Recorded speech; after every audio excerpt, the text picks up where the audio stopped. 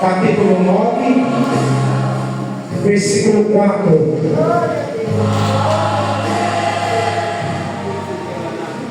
Juízes, capítulo 9, versículo 4. Quem achou, diga glória a Deus. Podemos ler, meus irmãos? Diz assim a palavra do Senhor: e eles deram 70 peças de prata da casa de Balberite, com as quais Abimeleque contratou pessoas vãs levianas que o seguiam. Levanta a sua Bíblia, os seus irmãos, para o céu e feche os seus olhos. Soberano Deus e eterno Pai, essa é a tua palavra, meu Pai. A maior revelação do Senhor para o homem está aqui nas minhas mãos, nas mãos dos teus filhos, ó Pai. Revela, meu Pai, porque somente o teu Espírito pode descodificar essa palavra. Ela não pode ser descodificada pelo sábio natural, mas aquele que é sábio pelo Espírito do Senhor, ele tem a chave, a descodificação, porque é o teu Espírito que faz, meu Deus, com que o entendimento seja pleno, em nome do Pai, do Filho e do Espírito Santo de Deus. Amém. E graças a Deus. Glórias a Deus, glória a Jesus. Pode bater palmas com muita alegria. Aleluia. Glórias a Deus. Louvado seja Deus. Irmãos, esse livro que lemos é o 7º livro da Bíblia Sagrada. Gênesis, Êxodo, Levítico, Número, Deuteronômio, Josué, Juízes. Ele é o 7º livro. E esse 7º livro, meus irmãos, ele é praticamente depois da morte de Josué. A Bíblia fala, no Juízes capítulo 17 e no versículo 6, que o povo começou a fazer aquilo que era favorável aos seus olhos. Uma das coisas que Josué fez de errado foi não ter instruído um líder para poder continuar a obra, para ficar no seu lugar. Meus irmãos, eu acho que nós temos que estruturar pessoas para fazer aquilo que nós faz. Se você não sabe, você tem um conhecimento amplo em alguma coisa, e se você é o único lá por um momento, você deve achar alguém e já começar ensinando, porque se um dia você adoecer, ou se você se ausentar, quem vai continuar? Quem vai fazer?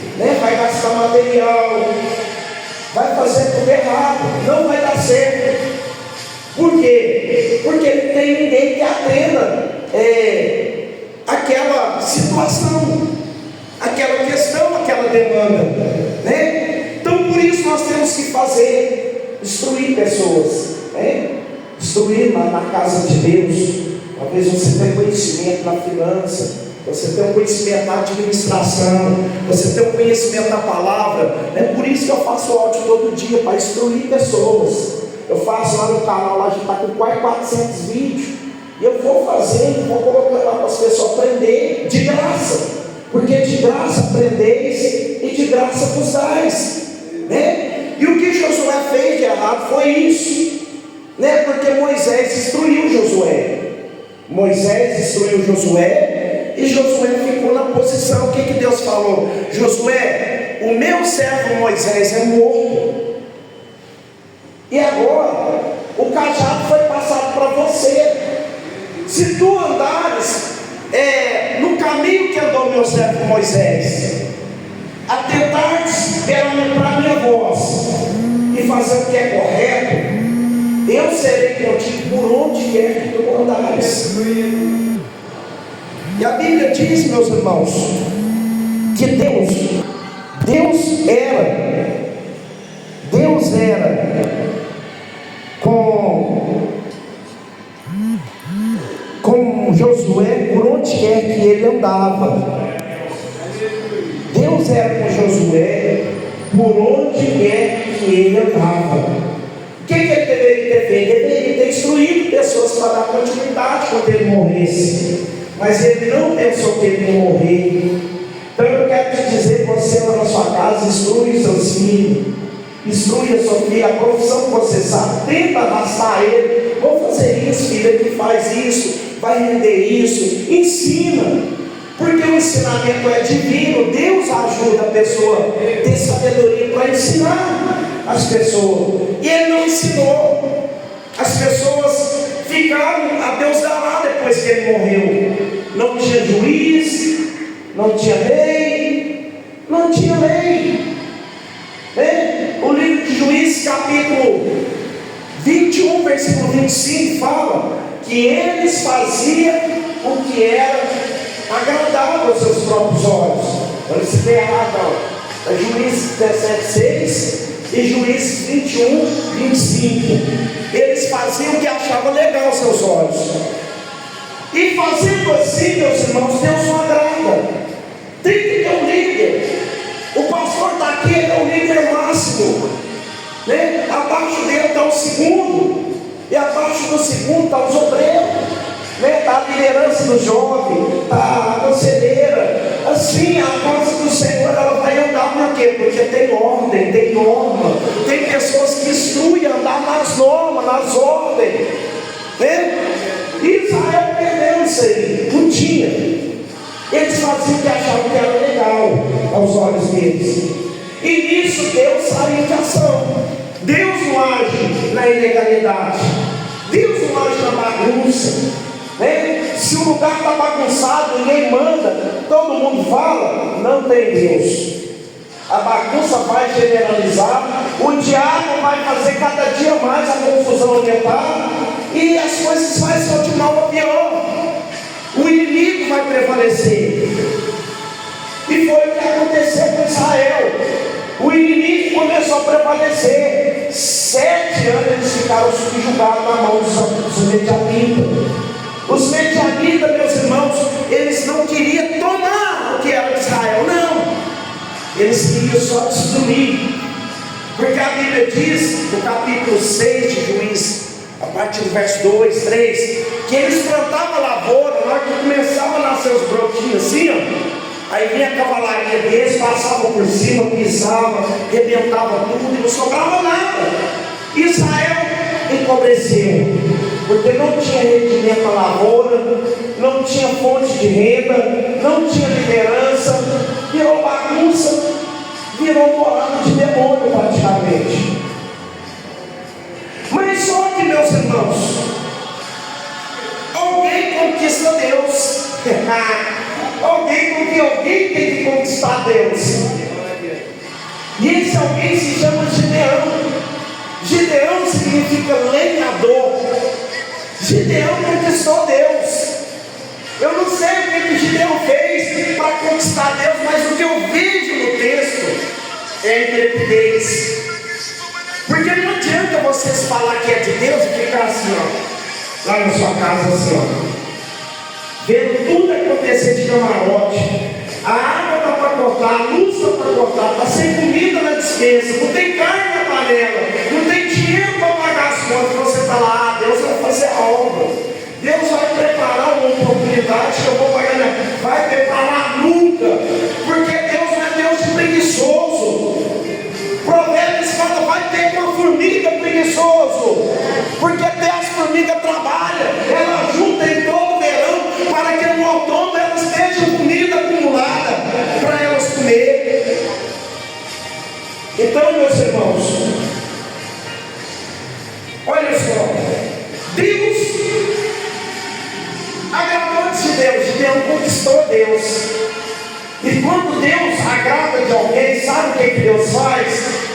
Deus desce. Se você conquistar Deus, Deus vai descer aonde você estiver. Não importa se você está no centro de uma curva,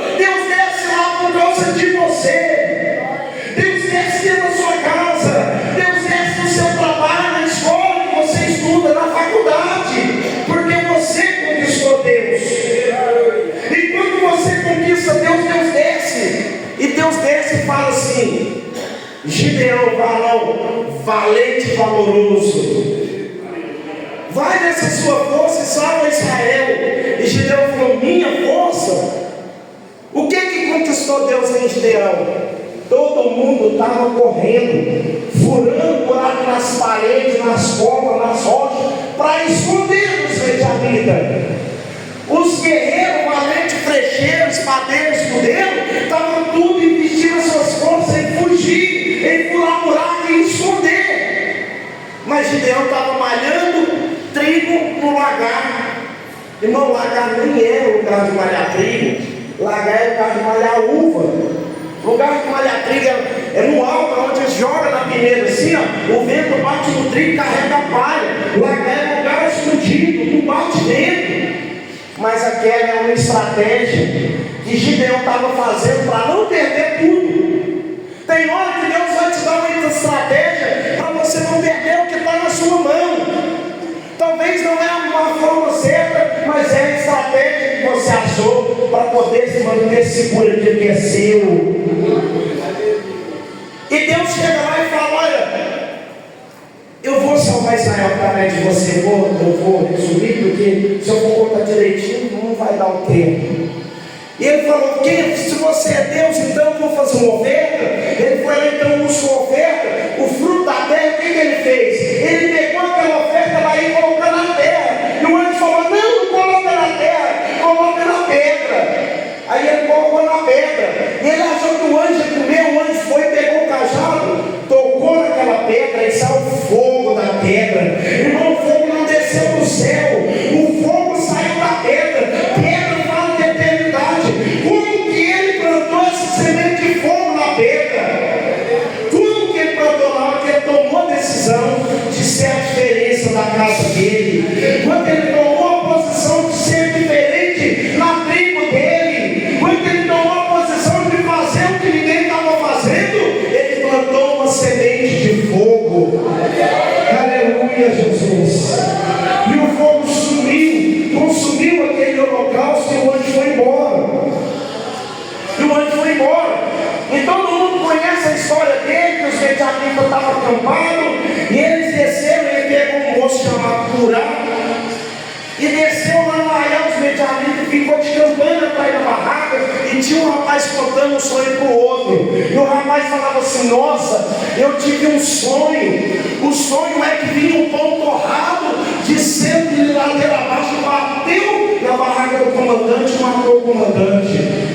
Aí o outro virou e falou assim: esse pão torrado fala de israelita. Isso é nada mais, nada menos que a espada de Gideão. Irmãos, que coisa linda. Que coisa linda. Ele pôs a oferta na pedra, o fogo subiu e fez o quê? Torrou o pão. Então quer dizer, o que ele apresentou na casa de Deus, Deus refletiu lá no arraial do inimigo. Eu quero te dizer que o que você está fazendo aqui hoje, Deus está respondendo lá onde o problema está alojado. Talvez você ache que é só o tempo que você tira, mas não. Você tem isso na eternidade, e a eternidade já está respondendo. Já tem alguém na sua casa sendo mudado por causa disso que você está fazendo. Aleluia, Jesus. E a palavra nos fala, meus irmãos, ele falou: nossa, esse pão torrado é a espada de Deus. Mas espera aí, é pão ou é espada? Por quê? Porque isso aqui, na minha mão é pão, na sua mão é pão, mas para o inimigo é espada. Para o inimigo é espada, para mim é pão, mas para a proteção é espada. E espada fala de julgamento. Deus estava começando o julgamento para favorecer o povo por causa de Gideão. Gideão conquistou Deus, agora Gideão ia sair para conquistar. E Gideão vai lá, vence os medianitas, mata todo mundo, e ele volta. Agora eu quero apresentar a vocês o Gideão que vocês talvez não conhecem. Aí Gideão entra na cidade de Ofra, e na hora que Gideão chega lá, o povo fica tudo encantado. contato com ele. Gideão, você é demais. Bate aqui, cara. Tamo junto. Você é o cara. Salvou a nossa nação. 7 anos. Nós estávamos subjugados. Agora 40 anos de paz estavam por vir. Porque através daquela ação de Gideão, meus irmãos, por causa da ação de Gideão, Israel vai desfrutar de 40 anos de paz. E Gideão chega lá, bate na mão de todo mundo e eles falam: não, senta no trono, seja rei, seja o nosso rei. Gideão fala: não posso, não posso ser rei. É gente que quer a posição, quer desfrutar da posição, quer desfrutar daquilo que a posição proporciona, mas não quer se posicionar. É gente que acha que a posição é pesada demais. Deus não escolhe posição pesada para pessoa introvertida. Deus escolhe pessoa introvertida para a posição pesada. Porque quem é posicionado não tem posição que faz você recuar. Aleluia. E aí então o que ele faz? Ele fala: não, vocês me dão oferta aí, mas eu não quero a posição. Ele pegou as ofertas, o ouro de Israel, foi lá e fez uma éfode de ouro. O que é éfode? Lá no livro de Êxodo, no capítulo 28 e no versículo 4, a éfode era aquela peitoral do sacerdote que tem 12 pedras. Ele fez uma éfode de ouro. E essa éfode de ouro ficou colocada lá como uma idolatria, né? Por aquele dia que ele venceu os medianitas. Então todo mundo começou a se prostituir espiritualmente, começou a adorar aquela éfode. E a Bíblia fala então que Gideão morre. E Gideão foi enterrado com seus pais. Mas só que antes de Gideão morrer, sabe o que ele fez? Quando a pessoa corta a posição, ela só faz cagada. Gideão agora fez idolatria para o povo de Israel. Depois de Gideão, o que ele faz? Ele desce até a cidade de Siquém e se prostitui, meus irmãos. Porque o homem de Deus que larga as coisas a fazer da obra, qualquer prostituição, qualquer coisa alheia, leva ele. Ele desceu para Siquém e se prostituiu. E nisso o tempo passou e ele conseguiu arrumar 72 filhos. 72 filhos. Ele tinha 72. 71 ele tinha dentro do palácio. Né? Mesmo ele não estando lá, eles consideravam ele rei. Ele ficou sendo dono do trono e ele ficou tendo um palácio. Ele foi honrado. Só que o tempo passa e o filho da prostituta cresce lá em Siquém. Ele chamava Aimeleque. Aimeleque significa filho de rei, ou Senhor é o meu rei. E o povo de Siquém começa a falar: não, Gideão tem 71 filhos, mas ninguém é igual a você. O seu nome é de rei, você parece rei, você vai ser um rei, rapaz. Não baixa a cabeça não, você vai ser rei. E foi aquele trem que Gideão morreu e ele pôs a cabeça que era rei. E o que ele fez? A Bíblia diz que ele desce até a cidade de Siquém e faz uma convocação. Fala: pessoal, eu tenho 70 irmãos. Eu tenho 70 irmãos. Olha você ver como é que as coisas de Deus é sério. O que vocês querem? Que 70 homens reinem sobre vocês ou que só um reine? Não, mas que é só porque eu sou osso dos seus ossos, carne sua carne, meu pensamento é o pensamento de vocês, o que favorecer a eu vai refletir em vocês. Ah não, é assim é, não, eu vou te eleger rei. E ele foi lá e falou assim: vamos lá consagrar ele. Pegou ele, juntou ele e levou ele até a casa de Baal-berite. O que significa Baal-berite? Baal-berite significa o Senhor do concerto. Baal, Senhor, Brit, aliança, concerto é aliança. Levou ele e consagrou ele diante de Baal-berite. E o que eles fizeram dele? 70 peças de prata, uma oferta exclusiva para ele. E ele pega essa oferta, sai da casa de Baal-berite e ele chega nesse dia, tinha 70 homens levianos, 70 homens assassinos. Ele virou e falou assim: olha, eu tenho 70 irmãos, é um para cada um de vocês. e eu tenho 70 peças de prata, é um para cada um de vocês. Quem topa matar eles?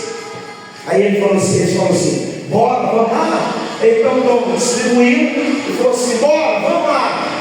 E eles moravam lá em Ofra. Ofra estava onde? Numa região montanhosa de pedra, aonde Gideão apresentou o sacrifício, aonde saiu o fogo da pedra. E nisso os irmãos, os filhos de Gideão ficou sabendo, os irmãos dele ficou sabendo e falou, vamos embora então para a batalha. Só que tinha um que chamava Jotão. Jotão falou, não, nós não temos que brigar com o nosso próprio povo. Jotão entendia que a luta não é contra a carne nem contra o sangue. Ele é nosso irmão, nós não podemos brigar com eles. Não vamos fazer isso. Porque nós não podemos brigar, meus irmãos, ficar contendendo com nossos irmãos. A nossa batalha é contra Satanás, é contra o inferno. Mas ele falou, vocês vamos. Com ele daria 71. Ele falou, eu não vou. Então quer dizer, a revelação já estava na boca do Abimeleque, né, que ele não ia. E ele não foi, ele se escondeu. Aí eles foram e marcaram um encontro sangrento em cima dessa pedra. Matou 70. Matou 70 filhos de Gideão. E veio Abimeleque entrando no palácio adentro. E o Jordão escutou ele chegando. O Jordão saiu por fim, correu. E ele escondeu. Ele foi esconder, meus irmãos. E na hora que ele saiu para poder esconder, ele entendeu assim: se é o ouro que eles querem, fica com o ouro. Se é o trono que eles querem, fica com o trono. Se é o palácio que eles querem, fica com o palácio. Eu vou fugir, mas eu vou fugir na presença de Deus. Eu vou fugir com o Senhor. Não importa se você avança ou se retrocede, mas Deus não pode sair. A conquista maior que nós temos é Deus, e Deus não pode sair de nós. E ele sai do palácio e vai para um lugar chamado Beer. Não é beer, não, beer é cerveja. Beer. Esse lugar Beer significa poço, ou seja, ele sai do palácio e vai para o poço. Se eu perguntar para você, você quer ficar no palácio ou no poço? Aí você vai opcionar o palácio, claro. Até eu que sou mais novo queria o palácio. Mas o que adianta o palácio sem Deus? É melhor você viver no poço com Deus do que no palácio sem Ele. Porque tem muitas pessoas desfrutando de bem, mas não conhecem a Deus. Contrapartida, tem outros que não tem nada, mas sente rico, sente dono do mundo, porque é filho do dono, sente a paz de Deus. E foi o caso dele, ele falou: eu vou fugir, eu vou para o poço, mas a presença de Deus eu não abro mão. E ele foi para o poço. E ele ficou lá no poço 3 anos. Resumindo, a história é linda, mas não dá. Ele ficou lá no poço 3 anos, escondido no poço. É um certo dia, meus irmãos, sabe o que aconteceu? Ele não saiu do poço para congregar, não. Sabe o que aconteceu? Deus desceu do céu dentro do poço. Deus desceu do poço. Deus falou: tem que conquistar o meu poço. Deus desceu lá dentro do poço, porque Deus vai descer aonde você estiver. Não importa aonde você estiver, Deus vai lá. E Deus desceu no poço. E na hora que ele desce no poço, Deus coloca uma profecia na boca dele. E a Bíblia diz: então fez Jotão uma parábola. Porque quem recebe uma profecia, recebe para passar. Eu nunca vi ninguém receber uma profecia para professar para si mesmo, diante do espelho, profetizando para si mesmo. Não. Ele ia passar, Deus ia usar ele, e algo ia acontecer de Deus. O que ele fez? Saiu do poço, mas saiu com Deus. Porque tem gente que entra no poço com Deus e sai do poço sem Deus. Não precisa de apadrinhamento, não precisa de cheque sem fundo, não precisa de agiota, não precisa de nada ilegal para tirar ele, porque quem entrou no poço foi ele. A prova que você está passando, quem pôs você na prova foi Deus. E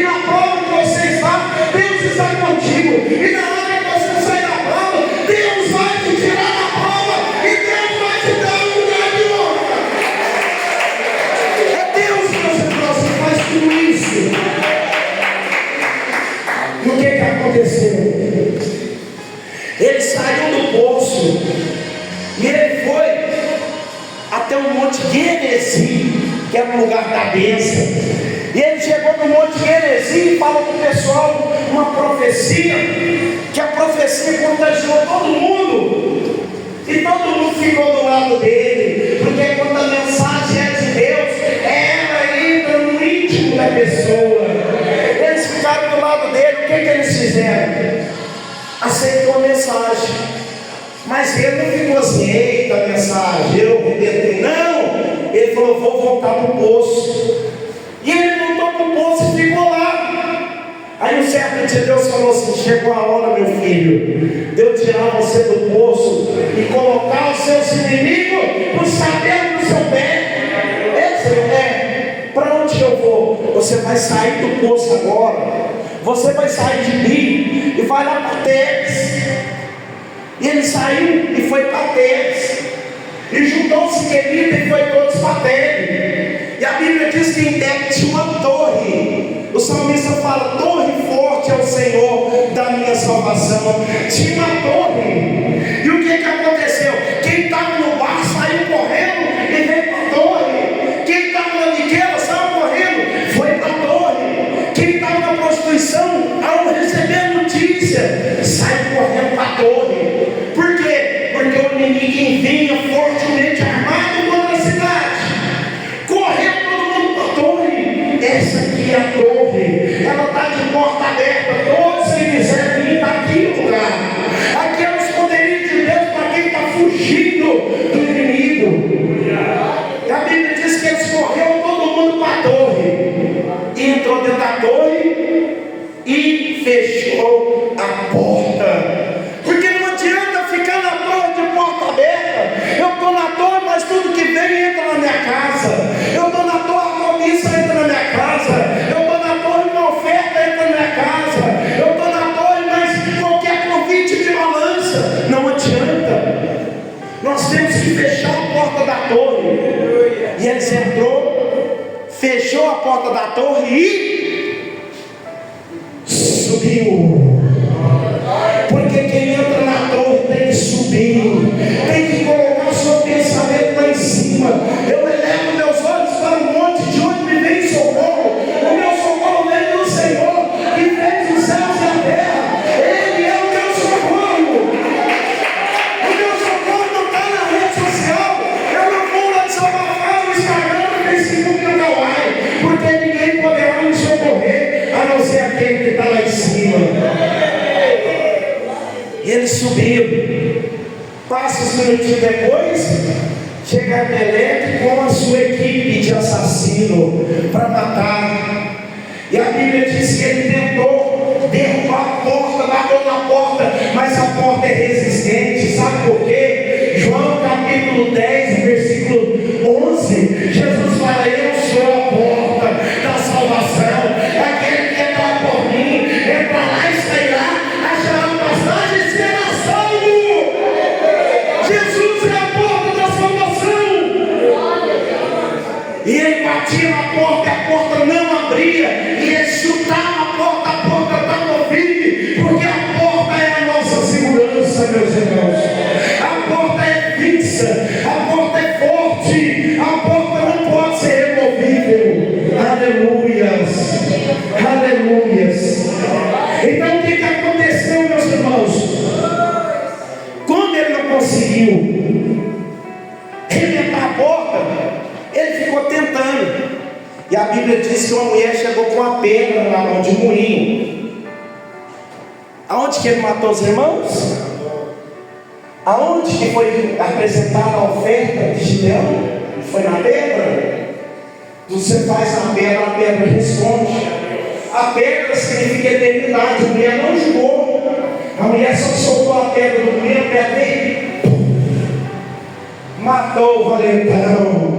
E o poder de Deus foi sobre a vida de Jotão e sobre todo aquele que estava com ele. Jotão agora volta para o palácio, porque agora, meus irmãos, Deus tirou ele do poço e colocou ele no trono. Todo aquele que vai para o poço e fica calado diante do homem, pode ter certeza que um dia ele vai falar diante de Deus. Talvez o seu poço está difícil, está doloroso, mas aguenta a mão. vem aí. E na hora que Jesus resolver tirar você do poço, nada poderá te segurar mais. Aleluia. Então, meus irmãos, vocês viram aí que tudo tinha para ele ser mal sucedido. A força era maior, o nível de inimigo era bem maior. Mas, meus irmãos, aquele que te prometeu, ele é fiel para cumprir.